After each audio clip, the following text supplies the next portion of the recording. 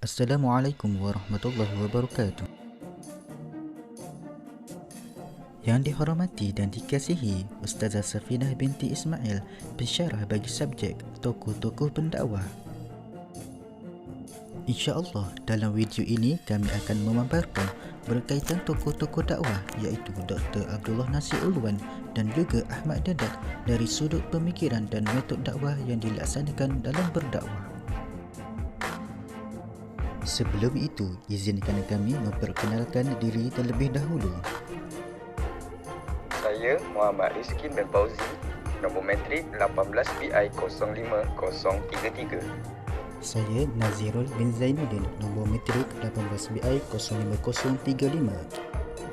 Saya Muhammad Zuhaimi bin Zainul, 18BI05046. Saya Said Amar Husaini bin Said Asri, 18BI05049. Jadi, jom sama-sama kita saksikan konten di dalam video ini.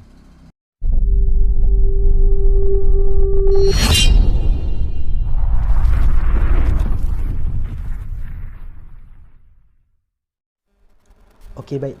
Sebelum kita pergi lebih lanjut berkaitan dengan pemikiran dan metod dakwah yang digunakan oleh Dr. Abdullah Nasir Ulwan ini, jom kita kenali dahulu sedikit tentang peribadi tokoh ini. Bak kata pepatah, tak kenal maka tak cinta. Dr. Abdullah Nasir Ulwan adalah seorang tokoh ilmuwan yang bersifat murabbi. Ketokohan beliau tidak dapat disembunyikan kerana seluruh hidupnya diabadikan untuk kerja-kerja Islam tanpa menghiraukan bahaya yang menanti. Bagi sesiapa yang meminati buku tarbiyah dan perbincangan permasalahan moden, sudah pasti baginya tidak asing dengan tokoh ini. Setiap tulisan yang dihasilkan oleh beliau bukanlah sekadar tulisan biasa, namun ianya adalah tulisan yang lahir dari hati yang ikhlas kepada Allah Subhanahu wa taala. Beliau dilahirkan di Haiqadi Askar di Bandar Halb pada tahun 1928 Masihi ataupun 1346 Hijrah dalam sebuah keluarga yang amat kuat berpegang teguh kepada ajaran agama Islam. Beliau dibesarkan di dalam keluarga yang berpegang teguh pada agama dan telah diasuh dan dididik oleh bapa beliau iaitu Syekh Sa'id Ulwan. Adalah seorang yang dikenali di kalangan masyarakat sebagai seorang ulama dan tabib yang disegani. Beliau amat disenangi oleh semua pihak kecuali mereka yang memusuhi Islam. Beliau telah menjalinkan hubungan yang baik dengan sesiapa sahaja. Dr. Abdullah Nasir Ulwan juga seorang yang sangat berani menyatakan kebenaran, tidak takut atau gentar kepada sesiapa pun dalam menyatakan kebenaran. Beliau juga terkenal dengan keluhuran budi pekerti yang meresap dalam jiwa yang telah menyebabkan beliau sangat disanjungi oleh ulama dan masyarakat setempat. Okey, sekarang jom kita saksikan pemikiran dan juga metod dakwah yang pernah digunakan oleh Dr. Abdullah Nasir Ulwan dalam medan perjuangannya. Bismillahirrahmanirrahim. InsyaAllah beberapa pemikiran dan juga metod Dr. Abdullah Nasir Ulwan dapat kita lihat dan dapat kita bincangkan bersama. Bila membicarakan tentang Dr. Abdullah Nasir Ulwan, maka segala pemikiran dan juga metodnya banyak ke arah pendidikan yang mana kita kenali Dr. Abdullah Nasir Ulwan merupakan tokoh dalam bidang pendidikan. Dan antara perkara-perkara pemikiran yang boleh digariskan di sini ialah berkaitan pertamanya tentang pendidikan iman, yang mana maksudnya pendidikan iman ini ialah pendidikan keimanan yang menekankan terhadap dasar-dasar keimanan dan rukun Islam serta syariat, asas syariat Allah Subhanahu Wa Taala. Yang keduanya pula adalah pemikiran pendidikan akhlak, yang mana perkara yang perlu dibangunkan dan dimantapkan dalam diri setiap insan. Apa yang ditekankan ialah pendidikan berkonsepkan prinsip akhlak yang terpuji. Seterusnya pendidikan akal, yang mana maksud membina aliran pemikiran dan juga pengetahuan insan yang mendatangkan manfaat. Dan antara lagi pemikiran yang berdasarkan pendidikan fizikal, iaitu pendidikan jasmani, yang mana ini merupakan fitrah pembesaran berada dalam situasi sihat dan juga selamat. Dan seterusnya pendidikan psikologi, bermaksud mendidik insan supaya berani, berterus terang, bermotivasi, berbuat kebaikan terhadap orang lain dan menahan diri terhadap perasaan marah. Dan seterusnya, Dr. Abdullah Nasir Ulwan juga pemikirannya mementingkan pendidikan sosial. Pendidikan sosial yang dimaksudkan ialah pergaulan antara satu sama lain dengan masyarakat mengikut keberbagai latar belakang dan juga umur. Dan yang terakhir, konsep pendidikan pemikiran Dr. Nasir Ulwan ialah pendidikan seksual, yakni pendedahan tentang hal-hal seksual setelah menjangkau usia yang sesuai untuk kita jelaskan. Terutama yang ditegaskan adalah terhadap akhlak dan juga anak-anak yang ditegaskan.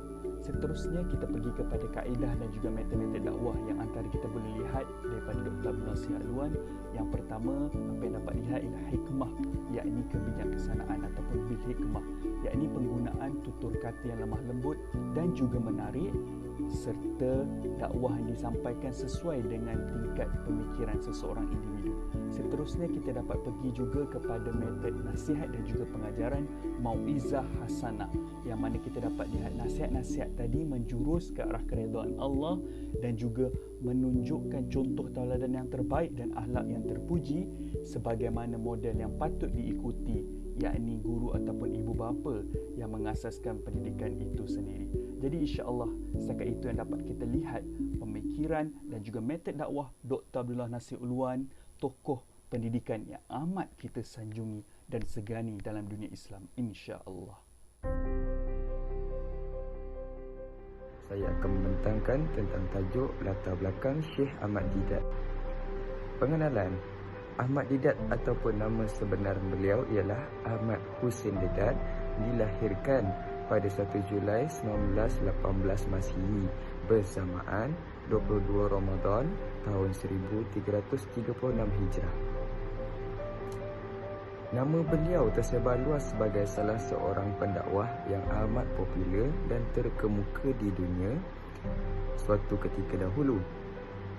Ahmad Hussein Deedat yang merupakan pakar dalam bidang perbandingan agama, terutama dalam memandangkan agama Yahudi, Nasrani, Hindu dan Kristian, sehingga membuatkan dirinya amat digeruni oleh paderi-paderi yang berhujah dengannya. Ahmad Deedat dilahirkan di Surat, India pada tahun 1918. Selepas dilahirkan, ayah beliau yang bekerja sebagai tukang jahit telah berhijrah ke Afrika Selatan pada tahun 1927. Hal ini disebabkan oleh ayah beliau yang kekurangan wang. Beliau, Ahmad Hussein Deedat, yang berasal dari India, kemudian mengikuti ayahanda beliau berhijrah ke Afrika Selatan dan tinggal bersamanya pada tahun 1927. Perjalanan hidup Ahmad Deedat merupakan perjalanan yang sangat unik serta menakjubkan kerana beliau yang berasal daripada keluarga yang kurang berkemampuan. Walaupun sedemikian, beliau telah mencipta nama di pelosok dunia, bahkan dapat mengembangkan dakwah beliau khususnya dalam bidang perbandingan agama. Pendekatan dakwah yang pertama yang diguna pakai oleh Ahmad Deedat adalah dakwah melalui propaganda, yang mana ini dikhususkan buat mereka yang beragama Islam sahaja. Dalam konsep ini, Ahmad Deedat mengguna pakai cara memaksa ataupun menyuruh umat Islam untuk menghafal beberapa ayat penting dalam Al-Quran yang berkait dengan keimanan dan takwa. Ini dilihat adalah merupakan senjata yang paling ampuh bagi membina keimanan yang kukuh, bagi membina keimanan yang teguh untuk berhadapan dengan pelbagai isu, terutamanya isu pemurtadan yang dimonopoli oleh beberapa pihak. Itu baru yang pertama. Kita nak cerita banyak lagi berkaitan dengan pendekatan dakwah yang diterapkan oleh Ahmad Deedat. Pendekatan dakwah yang kedua adalah dakwah melalui kebudayaan, yang mana Ahmad Deedat melakukan pendekatan Islami mengikut apa yang digariskan dalam syariat Islam. Apa yang dapat dikaitkan dengan penggunaan metod ini adalah Ahmad Deedat kebanyakan hayatnya berdakwah dalam kelompok agama Islam itu minoriti, bukan majoriti. Justru konsep dakwah secara kebudayaan ini agak sesuai dengan situasi sesuatu tempat. Agak-agak faham ke tak faham? Dia macam ni lah mudahnya. Tujuan utama Ahmad Didat untuk berdakwah kepada non-Muslim, untuk memperbetulkan fahaman mereka, untuk memperbaiki, untuk meluruskan betul-betul pemikiran mereka, untuk kembali bertaut kepada ajaran yang sebenar. Seterusnya, yang ketiga, Ahmad Didat pakai konsep dakwah melalui pelajaran yang baik ataupun mau'izah hasanah. Al-Mau'izah Hasanah menurut Syed Qutb adalah kaedah menyentuh hati dengan cara lemah lembut, menyelami perasaan, memahami, bukan dengan mengherdik ataupun mencela dalam perkara yang tidak wajib dicela, bukan dengan cara mendedahkan kesalahan yang kadang-kadang berlaku dengan sebab kejahilan atau dengan niat yang baik tetapi caranya yang salah. Nasihat yang baik sebenarnya adalah merupakan peringatan yang lemah lembut, dapat mencairkan hati manusia yang keras, menjinakkan hati yang liar dan kebiasaannya membuahkan natijah yang sangat baik berbanding menggunakan kata-kata kasar, penghinaan dan cacian. Didat berupaya untuk memotivasikan dan memberikan nasihat-nasihat penting agar umat Islam terus benar-benar berada pada jalan rahmatan lil alamin, iaitu rahmat buat seluruh alam. Seterusnya yang terakhir, Ahmad Didat menggunakan konsep al-mujadalah, yakni soal jawab ataupun dialog. Ahmad Didat membahagikan golongan Kristian ini kepada dua golongan. Golongan yang pertama adalah golongan yang masih tersisa nilai-nilai kebenaran di hatinya. Ianya mungkin dapat dilenturkan dengan cara dakwah yang sebenar-benar cara. Golongan yang kedua pula adalah golongan yang mana pemikiran mereka telah dibasuh untuk membenci Islam walau dengan apa keadaan sekalipun. Maka metod yang digunakan ini mungkin agak sukar dan boleh dianggapkan bagai debu yang berterbangan dan ianya hanyalah sia-sia sahaja. Sebagai kesimpulannya, Allah berfirman dalam Al-Quran, "Wal takum minkum yad'una ilal khair wa ya'muruna bil ma'ruf wa yanhauna 'anil munkar wa ulaika humul muflihun." Kata Allah dalam Al-Quran, hendaklah di antara kamu, yakni satu pihak, menyeru untuk berdakwah kepada kebajikan, yakni mengembangkan Islam, dan menyuruh untuk berbuat segala perkara yang baik serta melarang daripada segala perkara yang salah, yakni buruk dan keji. Mereka yang bersifat demikian itulah orang yang berjaya. Berdasarkan ayat tersebut, kita dapat memahami bahawa tugas dakwah itu merangkumi 3 bidang, iaitu yang pertama, kewajipan menyeru kepada kebaikan merupakan tanggungjawab bagi setiap orang Muslim. Yang kedua pula adalah kewajipan menyuruh kepada kebaikan, iaitu dengan menggunakan kuasa atau pengaruh yang ada pada kita. Dan yang ketiga pula adalah kewajipan melarang ataupun mencegah daripada melakukan segala kemungkaran yang dilarang oleh Allah Subhanahu Wa Taala.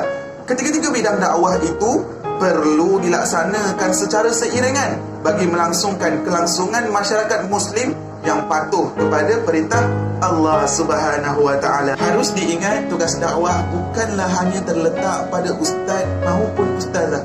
Ianya adalah tanggungjawab kita bersama sebagai seorang khalifah yang berpijak di atas muka bumi ini, dan setiap apa yang berlaku di atas muka bumi ini akan dipertanggungjawabkan esok di hadapan Allah Subhanahu Wa Taala, dan itulah yang akan menjadi saksi bahawa kita telah menyebarkan dakwah Nabi, telah menyebarkan perjuangan Nabi di atas muka bumi ini. Justru jangan pernah luntur dalam menyebarkan dakwah. Takbir.